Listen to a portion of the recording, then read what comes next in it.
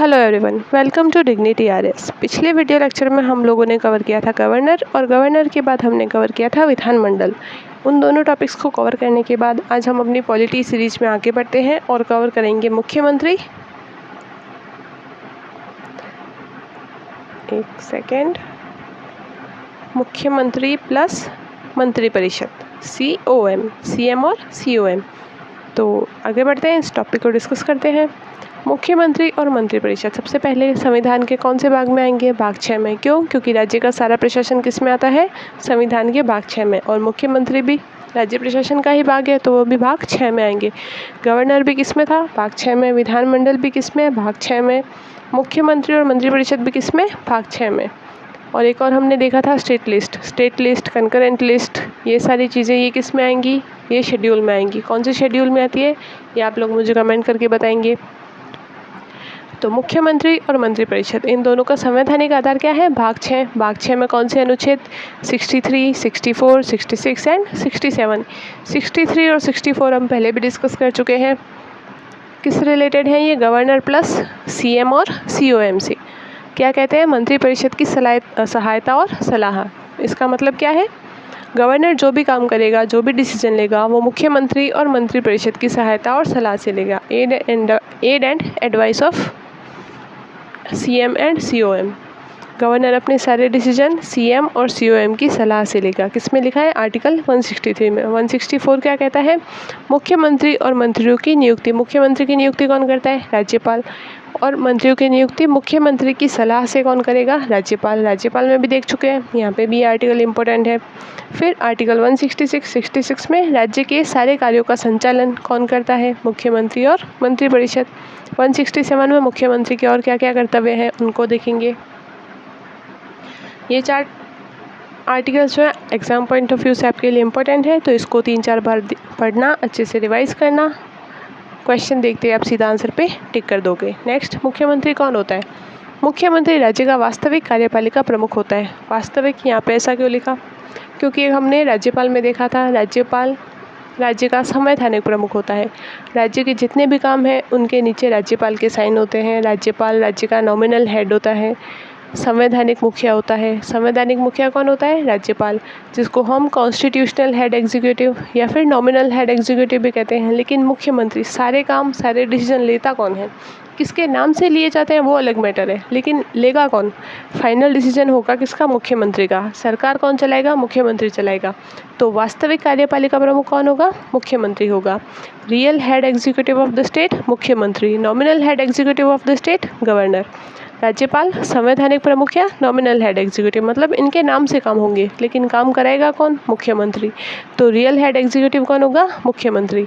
Exam का type क्या हो सकता है? राज्यपाल राज्य का वास्तविक प्रमुख है? नहीं, वास्तविक प्रमुख कौन है? मुख्यमंत्री है। क्यों? क्योंकि सरकार वो चलाएगा। सरकार जो चलाएगा उसके हाथ में सारे डिसीजन मेकिंग पावर होंगे। राज्यपाल सिर्फ उन पे मोहर लगाएगा। वास्तविक प्रमुख कौन है? मुख्यमंत्री है। इसके बाद हम देखेंगे मंत्रिपरिषद। अब मुख्यमंत्री अकेला तो काम नहीं कर सकता, उसको अलग अलग डिपार्टमेंट संभालने के लिए, मंत्रालय संभालने के लिए और भी लोगों की आवश्यकता होगी। उसके लिए वो क्या बनाएगा? मंत्रिपरिषद। फिर मंत्रिपरिषद में से किसको चुनेगा? कैबिनेट को चुनेगा। सबसे पहले हम देखते हैं मंत्रिपरिषद क्या होती है। मंत्रिपरिषद का काम राज्यपाल को सलाह देने का होता है। क्यों? क्योंकि सारे डिसीजन कौन लेता है? राज्यपाल लेता है। राज्यपाल को एडवाइस देगा कौन? मुख्यमंत्री। अकेला तो देगा नहीं। मुख्यमंत्री प्लस उसके मंत्रिपरिषद, ये दोनों मिलकर राज्यपाल को सलाह देंगे। अब मंत्री कितने प्रकार के हो सकते हैं? सबसे पहले कैबिनेट मंत्री, जिनके पास सबसे ज़्यादा पावर होती है और जो CM के एकदम खास होते हैं। उसके बाद राज्य मंत्री, ये भी 2 प्रकार के होते हैं। मिनिस्टर ऑफ स्टेट, कितने टाइप के? एक तो इंडिपेंडेंट चार्ज और एक विदाउट इंडिपेंडेंट चार्ज। सबसे पहले कैबिनेट, कैबिनेट के बाद स्टेट मिनिस्टर में भी minister of state independent charge और minister of state without independent charge. उसके बाद आते हैं अगर ज़रूरी हो तो डिप्टी मिनिस्टर, अगर उनको नियुक्त किया जाए तो डिप्टी मिनिस्टर, लेकिन डिप्टी मिनिस्टर हर जगह पे नहीं होते। कैबिनेट मंत्री और राज्य मंत्री सभी जगह पे होते हैं। ये तो हो गई हमारी मंत्रिपरिषद। इसके बाद हम देखते हैं कैबिनेट या फिर मंत्रिमंडल। मंत्रिमंडल कौन होगा? सारे जितने भी इम्पोर्टेंट डिपार्टमेंट हैं उनको, जो CM के सबसे ज़्यादा कॉन्फिडेंशियल लोग होंगे, जिन पे सीएम को सबसे ज़्यादा भरोसा होगा, जो उनको सबसे ज़्यादा काबिल लगेंगे, उनको वो सारे मिनिस्ट्री देंगे, जैसे कि वित्त मंत्रालय हो गया, गृह मंत्रालय हो गया, और यदि हम सेंटर में जाए तो फिर रक्षा मंत्रालय हो गए। ये सारे मंत्रालय इम्पोर्टेंट मंत्रालय होते हैं और इनके सारे मंत्री वही होंगे जिन पे सीएम या पीएम को आंख बंद करके भरोसा हो। इनके लिए मेरिट लिस्ट बहुत ज़्यादा हाई होती है। मतलब ये सीएम या फिर पीएम के एकदम ही खास लोग होते हैं। कौन होते हैं? कैबिनेट वाले। कैबिनेट मिनिस्टर सीएम या फिर पीएम के एकदम क्लोजेस्ट होते हैं। उसके बाद आता है मंत्रिपरिषद। मंत्रिपरिषद में वो सारे मंत्री जो जितने भी मंत्रालय संभालते हैं वो मंत्रिपरिषद में आते हैं। मंत्रिपरिषद एक ब्रॉड टर्म है, उसके अंदर आता है कैबिनेट। कैबिनेट किसके पास होता है? सीएम के पास। सीएम के जो सबसे पास वाले मंत्री हैं वो कैबिनेट। उसके बाद डिप्टी मिनिस्टर आ गए, मिनिस्टर ऑफ स्टेट आ गए, ये सब मिलके क्या बनाते हैं? मंत्रिपरिषद। मंत्रिपरिषद में ज़्यादा मंत्री आते हैं, लेकिन मंत्रिमंडल में खास मंत्री आते हैं। मंत्रिपरिषद में सभी मंत्री, मंत्रिमंडल में केवल खास मंत्री या फिर जो वरिष्ठ मंत्री, जिनकी मेरिट सबसे ऊपर है, जिनके पास सबसे इंपॉर्टेंट मंत्रालय है। उसके बाद मंत्रिपरिषद बड़ा निकाय। ऑब्वियसली सारे मंत्री आते हैं तो बड़ा निकाय। इसमें कुछ खास मंत्री आते हैं तो ये क्या है? छोटा निकाय। अब मंत्रिपरिषद का जिक्र संविधान में भी किया है, सीएम और सीओएम का, चीफ मिनिस्टर और काउंसिल ऑफ मिनिस्टर। मंत्रिपरिषद संवैधानिक शब्द है। क्यों? क्योंकि इसका जिक्र या फिर इसका उल्लेख संविधान में किया गया है। लेकिन मंत्रिपरिषद सिर्फ एक कन्वेंशनल टर्म है, इसको सिर्फ अपनी सहूलियत के हिसाब से यूज किया जाता है, या फिर ऐसे ही व्यावहारिक टर्म है। इसके लिए इसको क्या व्यावहारिक या संसदीय शब्द, इसको बस कैजुअली यूज करते हैं। लेकिन ये संविधान में दिया है। मंत्रिपरिषद शब्द संविधान में दिया है, लेकिन मंत्रिमंडल शब्द व्यावहारिक शब्द है, ये संविधान में नहीं दिया। मंत्रिपरिषद में सभी मंत्री आते हैं और ये बड़ा निकाय होता है। मंत्रिमंडल में केवल वरिष्ठ या फिर जो सीएम के खास मंत्री है वही आएंगे और ये एक छोटा निकाय होता है। अब आप लोगों के लिए होमवर्क है कि आप किचन कैबिनेट और शेडो कैबिनेट के बारे में पता लगाएं और उसके बारे में कमेंट करें। इस टॉपिक में एग्जाम का टाइप देखते हैं। हर कैबिनेट मंत्रिपरिषद का हिस्सा है, लेकिन हर मंत्री कैबिनेट का सदस्य नहीं है। सही बात है। कैबिनेट जो है ये पूरी, इसमें सभी मंत्री जो है वो इसका हिस्सा होंगे, लेकिन क्या सारे मंत्री कैबिनेट में आएंगे? नहीं आएंगे। कैबिनेट पूरा मंत्रिपरिषद का हिस्सा होगा, लेकिन पूरा मंत्रिपरिषद कैबिनेट का हिस्सा नहीं होगा। क्यों? एक बार और अच्छे से समझते हैं इसको।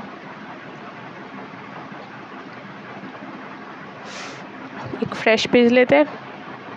ये देखो, सबसे बीच में हमारे हैं सीएम साहब। सीएम के पास आती है इनकी कैबिनेट। कैबिनेट के बाहर आएगा मिनिस्टर ऑफ स्टेट, जिसमें इंडिपेंडेंट चार्ज और विदाउट इंडिपेंडेंट चार्ज। और इनके बाहर कौन आएगा? अगर ज़रूरत पड़ी तो डिप्टी मिनिस्टर। ठीक है। ये सभी मिलकर क्या बनाएंगे? ये सभी मिलकर बनाएंगे मंत्री परिषद। पूरा मंत्रिपरिषद इतना बड़ा हो गया, जिसमें deputy minister, minister of state, cabinet minister और सीएम आता है। लेकिन मंत्रिमंडल में क्या आएगा? सिर्फ इतना। कैबिनेट कितनी होती है? सिर्फ इतनी। सीएम और कैबिनेट मिनिस्टर्स। ठीक है। तो मंत्रिमंडल छोटा, मंत्रिपरिषद बड़ा। आई होप आप लोगों को कन्फ्यूजन नहीं है। नेक्स्ट चलते हैं, सामूहिक उत्तरदायित्व। अब ये सारे मिलकर क्या बनाएंगे? सरकार बनाएंगे। सभी अलग अलग मंत्री है, लेकिन सरकार तो एक ही है। सरकार एक है तो जनता के प्रति ये सभी साथ मिलकर उत्तरदायी है। सभी मिलकर उत्तरदायी, तो इसको क्या बोलते हैं? सामूहिक उत्तरदायित्व। हम इसमें देखते हैं आर्टिकल 164 सब क्लॉज 2 ये क्या कहता है? मंत्रिपरिषद। मंत्रिपरिषद में कौन आएगा? सभी मंत्री सामूहिक रूप से विधानसभा के प्रति उत्तरदायी होते हैं। विधानसभा बड़ा टर्म है, जिसमें जितने भी विधायक हैं, विधानसभा में कौन आएंगे? सभी विधायक। सभी विधायकों के प्रति कौन उत्तरदायी होगा? मंत्रिपरिषद। पूरा मंत्रिपरिषद पूरे विधानसभा के प्रति उत्तरदायी है, मतलब सभी विधायकों के प्रति उत्तरदायी है। किसमें लिखा है? Article 164 sub clause 2। मंत्रिपरिषद सामूहिक रूप से विधानसभा के प्रति उत्तरदायी होते हैं। सिंपल है। क्यों? क्योंकि डेमोक्रेसी है। डेमोक्रेसी है तो जनता के प्रति उत्तरदायी होना पड़ेगा, और जनता का प्रतिनिधि कौन है? विधायक। तो पूरा मंत्रिपरिषद जो है वो विधानसभा के प्रति उत्तरदायी होता है। Executive is responsible to legislature. अब यदि विधानसभा में अविश्वास प्रस्ताव पारित हो जाए, इसका मतलब नो कॉन्फिडेंस मोशन। इसका रिजल्ट क्या होता है, सरकार गिर जाती है अगर ये पास हो जाए तो यदि विधानसभा में अविश्वास प्रस्ताव पारित हो जाए तो पूरी मंत्रिपरिषद को इस्तीफा देना पड़ता है। ऐसा नहीं है कि सिर्फ सीएम चेंज होगा या फिर कोई एक पर्टिकुलर मिनिस्टर चेंज होगा। अगर अविश्वास प्रस्ताव आया और वो पास हो गया तो पूरी मंत्रिपरिषद को इस्तीफा देना पड़ेगा, पूरी सरकार गिर जाएगी। किसका एग्जाम्पल है ये, सामूहिक उत्तरदायित्व का एग्जाम्पल है। एग्जाम में क्या ट्रैप दे सकते हैं, अविश्वास प्रस्ताव पूरी मंत्रिपरिषद के विरुद्ध होता है, किसी एक मंत्री के विरुद्ध नहीं। क्वेश्चन आ जाएगा, अविश्वास प्रस्ताव किसके विरुद्ध पारित किया जाता है, मुख्यमंत्री के खिलाफ या फिर रक्षा मंत्री के खिलाफ अगर स्टेट के लिए आया तो, सेंटर के लिए आया तो, या फिर किसी पर्टिकुलर मंत्री का नाम दे देंगे, उसका पद दे देंगे, राज्यपाल के खिलाफ, स्पीकर के खिलाफ नहीं, पूरी सरकार के खिलाफ, पूरी मंत्रिपरिषद के खिलाफ। नो कॉन्फिडेंस मोशन पूरी मंत्रिपरिषद के विरुद्ध जारी होता है, किसी एक पर्टिकुलर मंत्री के विरुद्ध नहीं। कौन से आर्टिकल में दिया है, आर्टिकल 164। क्या कहते हैं इसको, कलेक्टिव रिस्पॉन्सिबिलिटी। नेक्स्ट हम देखते हैं व्यक्तिगत उत्तरदायित्व। व्यक्तिगत उत्तरदायित्व मतलब इंडिविजुअल रिस्पॉन्सिबिलिटी। अब अगर कोई इंसान मंत्री बनाए तो उसका खुद का भी तो कुछ काम होगा ना। एक तो वो विधायक है, दूसरा वो मंत्री और बन गया, तो एज अ मंत्री उसकी क्या रिस्पॉन्सिबिलिटी है उसको हम यहाँ पे देखेंगे। प्रत्येक मंत्री अपने विभाग के कार्यों के लिए मुख्यमंत्री और राज्यपाल के प्रति उत्तरदायी होता है। मंत्रिपरिषद विधानसभा के प्रति, ये तो क्या हो गया, सामूहिक उत्तरदायित्व। प्रत्येक मंत्री अपने विभाग के कार्यों के लिए, हर एक इंसान को एक विभाग होगा ना, जैसे कि अगर कोई वित्त मंत्री है तो उसके पास वित्त विभाग होगा, कॉमर्स डिपार्टमेंट होगा, सड़क का मंत्री है उसके पास सड़क विभाग होगा, रेल का मंत्री के पास रेल विभाग होगा। तो वो अपने विभाग के जितने भी कार्य हैं उनकी रिपोर्ट किसको करेगा, सबसे पहले अपने लीडर को। लीडर कौन है, मुख्यमंत्री। मुख्यमंत्री किसको करेगा, जो संवैधानिक प्रमुख है उसको। संवैधानिक प्रमुख कौन है, राज्यपाल है। तो प्रत्येक मंत्री अपने विभाग के कार्यों के लिए मुख्यमंत्री और राज्यपाल के प्रति उत्तरदायी होता है। प्रत्येक मंत्री का व्यक्तिगत उत्तरदायित्व क्या है कि अपना जो भी काम है, अपने विभाग का जो भी काम है उसकी रिपोर्ट मुख्यमंत्री और राज्यपाल को दे। उसके बाद मुख्यमंत्री की सलाह पर राज्यपाल किसी भी मंत्री को पद से हटा सकता है। कौन हटा सकता है, राज्यपाल हटा सकता है। सलाह किसकी होगी, मुख्यमंत्री की होगी। तो मुख्यमंत्री राज्यपाल के प्रसाद पर्यंत काम करता है, प्लस कोई भी मंत्री जो है वो राज्यपाल के प्रसाद पर्यंत काम करता है। लेकिन ये सलाह देने के लिए राज्यपाल को मुख्यमंत्री की आवश्यकता होती है। ये सलाह राज्यपाल को कौन देगा कि किसको पद पे रखना है, किसको हटाना है, मुख्यमंत्री ही देगा। क्यों, क्योंकि वास्तविक प्रमुख कौन है, मुख्यमंत्री। एग्जाम का ट्रैप क्या है इसमें, मंत्री का पद राज्यपाल के प्रसाद पर्यंत होता है, परंतु व्यवहार में वह मुख्यमंत्री की सलाह पर निर्भर करता है। अभी हमने समझा मंत्री का पद, एग्जीक्यूटिव का पद जो है वो राज्यपाल के प्रसाद पर्यंत होता है। क्यों, क्योंकि राज्यपाल जो है वो कॉन्स्टिट्यूशनल हेड एग्जीक्यूटिव है, लेकिन उसको आइडिया देगा कौन, मुख्यमंत्री देगा। समझ आया यहाँ तक, आगे चलते हैं। मुख्यमंत्री की शक्तियाँ। मुख्यमंत्री सबसे पहले क्या होगा, विधायक होगा, बाद में क्या होगा, मंत्री होगा। तो उसके पास दो काम है, एक तो विधायी काम, कानून बनाएगा, दूसरा मंत्री है तो प्रशासन भी संभालेगा। विधायक के रूप में वो कानून बनाएगा, मंत्री के रूप में प्रशासन संभालेगा। तो कौन कौन सी शक्तियाँ, एक तो प्रशासनिक, दूसरी विधायी। प्रशासनिक शक्तियों में क्या करेगा, मंत्रियों का चयन करेगा, डिसाइड करेगा कौन से मंत्री को कौन सा डिपार्टमेंट जाना चाहिए, कौन सा विधायक मंत्री बन सकता है, कौन सा नहीं बन सकता। उसके बाद उनमें विभागों का बंटवारा करेगा। मंत्रिमंडल की जितनी भी बैठक होगी उनकी अध्यक्षता करेगा। क्यों, क्योंकि वो लीडर है। फिर नीतियों का समन्वय करेगा। नेक्स्ट देखते हैं विधायी, कानून बनाएगा, विधानसभा में सरकार का नेतृत्व करेगा। जो भी बिल पास होगा उसके लिए उसकी परमिशन चाहिए। उन सारों का लीडर कौन होगा, सारे आइडियाज़ का लीडर कौन होगा, मुख्यमंत्री होगा। सरकारी विधेयकों का संचालन करेगा, मतलब कानून निर्माण की प्रक्रिया में सबसे टॉप मोस्ट प्रायोरिटी किसको दी जाएगी, किसके हाँ या ना को दी जाएगी, मुख्यमंत्री के हाँ या ना को। फिर राज्यपाल से क्या संबंध होता है, आर्टिकल 167 में क्या लिखा है, राज्य प्रशासन की जानकारी राज्यपाल को देगा। सारी रिपोर्ट जो है प्रशासन से संबंधित किसको देगा, राज्यपाल को। क्यों, क्योंकि वो कॉन्स्टिट्यूशनल हेड एग्जीक्यूटिव है। मंत्रिपरिषद के निर्णयों से अवगत कराएगा और राज्यपाल द्वारा मांगी गई जानकारी उपलब्ध कराएगा। बेसिकली उनको अवैध करेगा कि हमारे स्टेट में क्या चल रहा है, क्या नहीं चल रहा। ठीक है, ये सारी हो गई मुख्यमंत्री की शक्तियाँ। आगे चलते हैं 91st कॉन्स्टिट्यूशनल अमेंडमेंट। कल हमने एक रूल पढ़ा था, एग्जीक्यूटिव इज रिस्पॉन्सिबल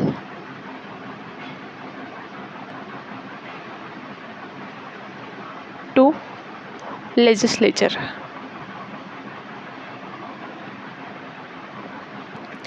का मतलब क्या है? लेजिस्लेचर कौन होता है?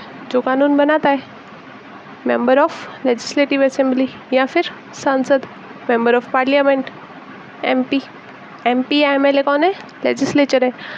एग्जीक्यूटिव कौन होगा? मिनिस्टर। मिनिस्टर तो कितने होते हैं? गिनती के 30, 50, इतने, इससे ज़्यादा 100 मैक्सिमम, इससे ज़्यादा नहीं हो सकते। लेकिन एमएलए एमपी कौन है? जो लोकसभा या फिर विधानसभा में बैठे हैं वो सारे लोग या तो एमएलए होंगे या फिर एमपी होंगे। ज़्यादा संख्या में कौन होगा? एमएलए या एमपी। कम संख्या में कौन होगा? मिनिस्टर। एग्जीक्यूटिव कौन है? मिनिस्टर। काम कौन करेगा? इम्प्लीमेंट कौन करेगा? मिनिस्टर। लेकिन बनाएगा कौन कानून?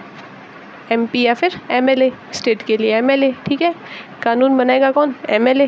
ज़्यादा कौन होगा? एमएलए। कानून को इम्प्लीमेंट कौन करेगा? मिनिस्टर।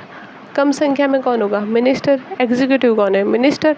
एग्जीक्यूटिव हम वोट देते हैं तो हम मंत्री को वोट थोड़ी देते हैं, हम तो विधायक को वोट देते हैं। तो हमारा डायरेक्ट भरोसा किस पे है? विधायक पे है। हम तो उनको विधायक बनाने के लिए वोट देते हैं ताकि वो जाके कानून बनाए। कन्वेक्शन है कि उसके बाद वो सरकार बनाएंगे, सरकार बनाएंगे तो मिनिस्ट्री देंगे, मिनिस्ट्री देंगे तो एक उसका हेड होगा जो मिनिस्टर बन जाएगा, ठीक है। हमारी डायरेक्ट रिस्पॉन्सिबिलिटी किस बात के लिए है उनकी? लेजिस्लेशन के लिए, कानून बनाने के लिए, ठीक है। मेन काम उनका क्या होगा? कानून बनाना। तो जो मेन काम है उसके प्रति उनको उत्तरदायी होना पड़ेगा। किसको? जो लोग कानून को लागू करते हैं। इसके लिए executive is responsible to legislature. इसके लिए इस बात को पूरे देश में इम्प्लीमेंट करने के लिए सुप्रीम कोर्ट ने 91st पार्लियामेंट ने 91st कॉन्स्टिट्यूशनल अमेंडमेंट लेके आए। अब इस अमेंडमेंट में क्या था? राज्य में मंत्रियों की कुल संख्या मुख्यमंत्री सहित विधानसभा की कुल सदस्य संख्या के 15% से अधिक नहीं हो सकती। विधानसभा में कौन होता है? विधायक। राजस्थान में कुल कितने हैं? 200, ठीक है। विधायक 200 हो सकते हैं, लेकिन उन 200 में से मंत्री कितने बन सकते हैं? केवल 15%। 200 का 15% कितना? 30। मैक्सिमम मंत्री कितने हो सकते हैं? 30। राज्य में मंत्रियों की कुल संख्या विधानसभा की कुल सदस्य संख्या के 15% से अधिक नहीं हो सकती। किस में आया? 91st कॉन्स्टिट्यूशनल अमेंडमेंट में। इसका रूल क्या है? Executive is responsible to legislature. इसको इम्प्लीमेंट करने के लिए कौन सा अमेंडमेंट लाए? 91st constitutional amendment. इसमें क्या लिखा? राज्य में मंत्रियों की कुल संख्या विधानसभा की कुल सदस्य संख्या का 50% से अधिक नहीं हो सकती। मिनिमम 12 मंत्री हो सकते हैं, मैक्सिमम जितनी भी विधानसभा की स्ट्रेंथ है उसका केवल 15% हो सकते हैं, उससे ज़्यादा नहीं हो सकते। राजस्थान के लिए कितने हैं? मैक्सिमम 30 मंत्री। 30 से ज़्यादा राजस्थान में मंत्री नहीं हो सकते। तो यहाँ पे हमारा मंत्रिपरिषद और मंत्रिमंडल खत्म होता है। इससे रिलेटेड कुछ MCQs देखते हैं। सबसे पहले PYQ, मुख्यमंत्री की नियुक्ति कौन करेगा? राज्यपाल। ऑब्वियस बात है। मंत्रिपरिषद सामूहिक रूप से किसके प्रति उत्तरदायी? राज्यपाल के प्रति? नहीं। उत्तरदायी पूछा है, उत्तरदायी। राष्ट्रपति? नहीं। इनको तो वो केवल रिपोर्ट देते हैं और इनको राज्यपाल रिपोर्ट देता है। उच्च न्यायालय? नहीं। उच्च न्यायालय तो कोई केस चले या फिर कोई कानून की बात हो, कोई संविधान की बात हो तभी जाएंगे, ऐसे तो नहीं जाएंगे। किसके प्रति उत्तरदायी होता है? विधानसभा के प्रति। क्यों? क्योंकि ये डायरेक्टली इलेक्टेड लोग हैं जनता के द्वारा। तो मंत्रिपरिषद सामूहिक रूप से किसके प्रति उत्तरदायी होता है? विधानसभा के प्रति, ठीक है। ऐसे कुछ और प्रैक्टिस MCQ दिए हुए हैं, आप इनको देखना। कोई डाउट हो तो कमेंट सेक्शन में कमेंट करना। So that's all for today's lecture. Thank you very much.